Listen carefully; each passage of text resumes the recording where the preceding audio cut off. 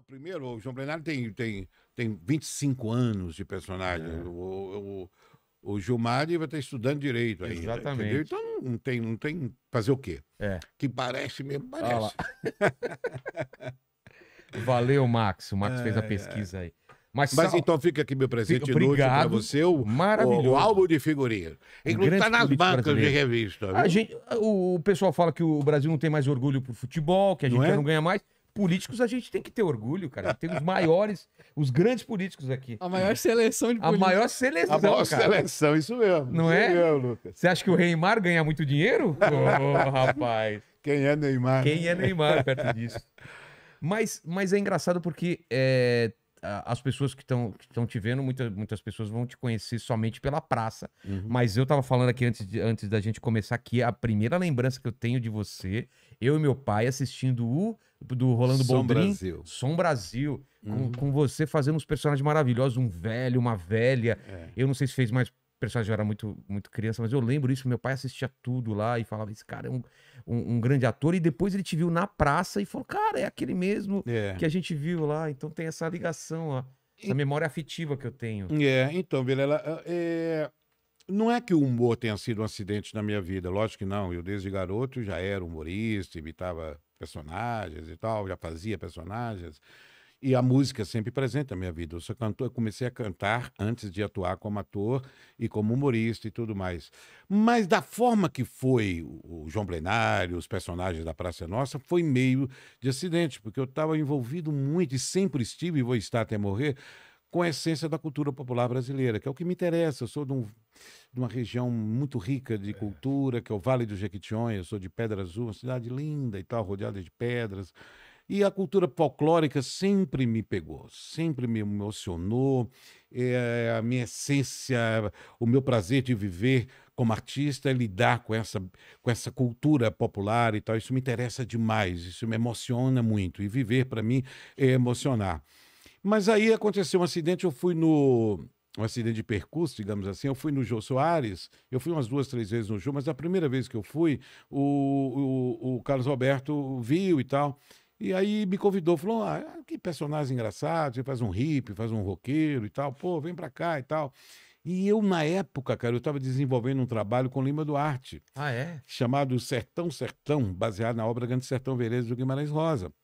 O Lima é um grande conhecedor do Guimarães e eu também gosto muito, mergulho muito na Qual que obra era o projeto? do Guimarães. Era um recital sobre a obra Grande Sertão Veredas. Fizemos uma temporada em São Paulo durante um ano, depois viajamos para o exterior, fomos para Com Washington. acompanhamento musical também? Era eu, Lima e o Papete. Caramba. Saudoso Papete, um grande músico percussionista do Maranhão, mas era um grande compositor também e tal.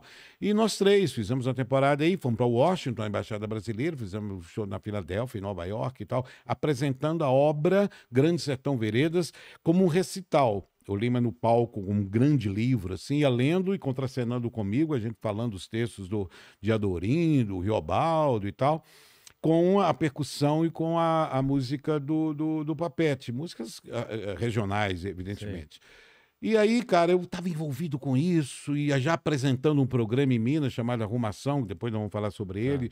É um projeto que existe há 30 anos na TV Cultura de Minas. Eu estava tava envolvido com isso, de corpo e alma e tal. De repente o Carlos Alberto, não, vem para a praça. Lógico, a praça, um programa super popular e tal. Eu falei, não, mas não é bem a minha praia e tal. E deu uma enrolada nele, o tempo passou, ele tornava a mandar o produtor me ligar. Você tinha medo de meio desviar eu seu curso? desviar, porque eu estava criando aquela coisa, né? Um público específico ali, aquela coisa densa da cultura popular, que sempre é uma coisa que me emociona, que me encanta e tal.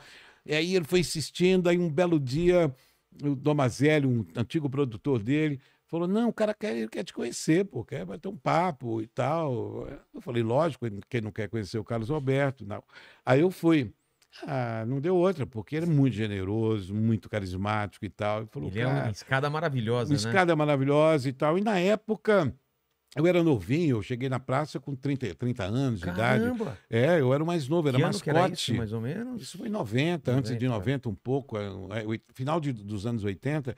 E aí tava todo mundo ali, o Golias, Canarinho, Caramba, Velha era na época do Golias, Surda, é verdade. Vera Velha, todos você puder imaginar. Zé Todos Bonitinho. estavam, Zé Bonitinho, Caramba. Consuelo Leandro e tal, e eu Nossa, mais que saudades. novinho ali e tal. E aí, cara, ele falou, pô, faz um teste aí, seu personagem é muito bom e tal. Aí eu fiz, terminei, ele falou, olha, tá contratado hoje, Já era o agora. João Plenário? Era outro? Não, nem Não? existia João Plenário, era o Zé Roberto.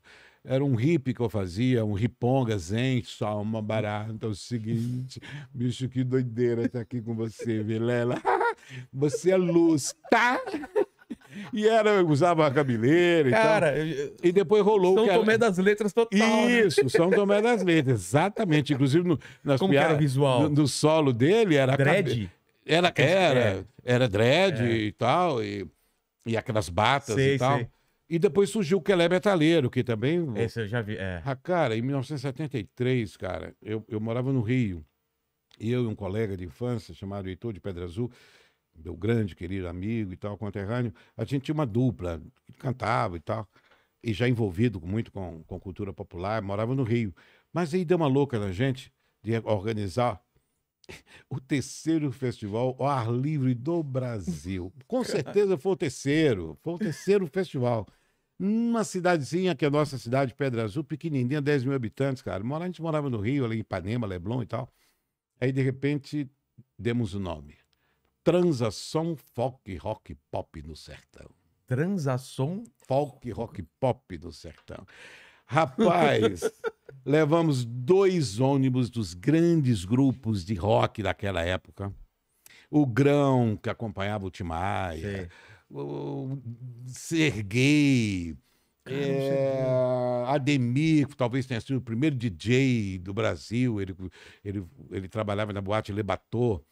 E uma rapaziada, Paulo Cláudio Maurício, Vímana, 2 ônibus de roqueiros mesmo, autênticos, raiz, roqueiro raiz mesmo e tal. E sabe como nós recebemos essa turma lá? Com a Folia de Reis, cara, com o reizado. Na entrada da cidade, aqueles batuqueiros, Sei. o pessoal tocando as flautinhas ali de Caramba. coisa, e aí chegando os ônibus e tal. E a cidade foi Pedra Azul é uma cidade meio de montanha? Como que é? bem rodeada de montanhas, mas uma cidade meio de um ambiente rural, Ah, assim, tá. de certa forma. E aí, rapaz, naquela época essa coisa de carona era totalmente diferente da nossa Era realidade normal. hoje, Eu era cheguei a muito pegar normal, carona, né? pegava carona e tal.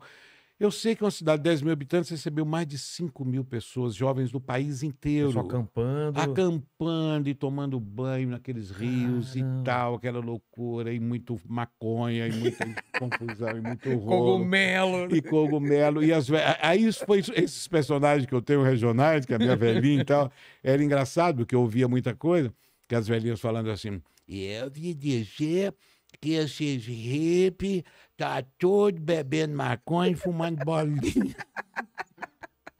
E aí surgiu o Quelé, surgiu o Zé Roberto, essa coisa toda, cara. E aí foi com esses personagens que eu comecei na praça. Aí depois de uns 4, 5 Mas anos... quando você começou já de cara, você sentiu uma diferença, assim? Você tava fazendo uma coisa regional, uma coisa... E já viu uma diferença foi nas ruas, assim? foi uma explosão muito grande, porque é um programa muito popular, naquela época mais ainda. E era mais, né? Tinha muito mais não, audiência. Tinha mais televisão ligada. Essa né? coisa de audiência é uma coisa impressionante. É que hoje porque em dia tem hoje menos 13, 15 pontos é uma É. absurda. Naquela época era 50. Então, eu não consigo 40, imaginar isso. 40 pontos. Caramba. Era uma coisa absurda. Era quase... Era metade, por exemplo, das pessoas que estavam assistindo. Por aí. 50... É? Exatamente. Caramba. Então era incrível. E aí eu fiquei muito conhecido e tal. E sem dúvida alguma, é uma coisa muito prazerosa, né? Meu trabalho, eu reconhecido, viajei muito por conta disso e tal, inclusive mesmo com música, trabalhando com música, mas os personagens começaram a ficar muito reconhecidos e tal. E aí um belo dia, já no meu programa, que é o programa Arrumação, é um programa que existe na Rede Minas, que é uma revista cultural. Não só...